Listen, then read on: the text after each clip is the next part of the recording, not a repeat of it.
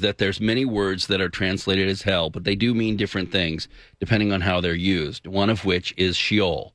Sheol simply means the place of the dead or the place of the departed souls or spirits in the New Testament. It's in the New Testament, the equivalent of Sheol is actually Hades.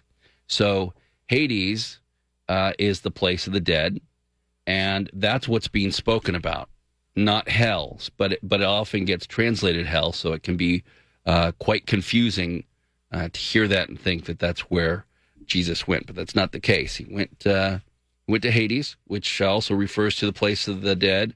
Other scriptures in the New Testament would talk about the same thing and refer to Sheol or Hades as a temporary place where souls are kept as they await for their final resurrection and judgment.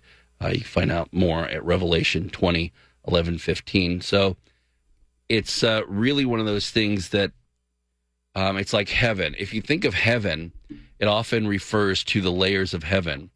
And the layers of heaven really are not layers of heaven at all. It's different heavens. So they talk about the first heaven. The first heaven is the sky that you see if you're standing on the earth and you look up and you see blue sky. It's the first heaven. Second heaven would be space. You see space. That's when the atmosphere drops and changes. The sun goes down. You actually get to see the stars in the heavens. That's heavens, right? So that's number two. Number three, heaven is actually the domicile of God, and that's different. So it depends how it's used as well, and sometimes they have different references, and people get confused based on those because they're going, well, was he in heaven or was he not in heaven? Where did he go? So yes, it can be confusing. It's because those words are often mistranslated into hell. But if you get a good lexicon and you want to do some word studies, you can go back and forth and you can see which word was used where, even for the word hell, which word was used, how it was defined, those types of things that might give you some clarity and understanding that otherwise might be lost.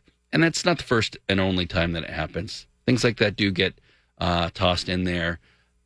It's not necessarily a bad translation. It's just a confusing translation if you're not familiar with every other word that's going on in conjunction with it.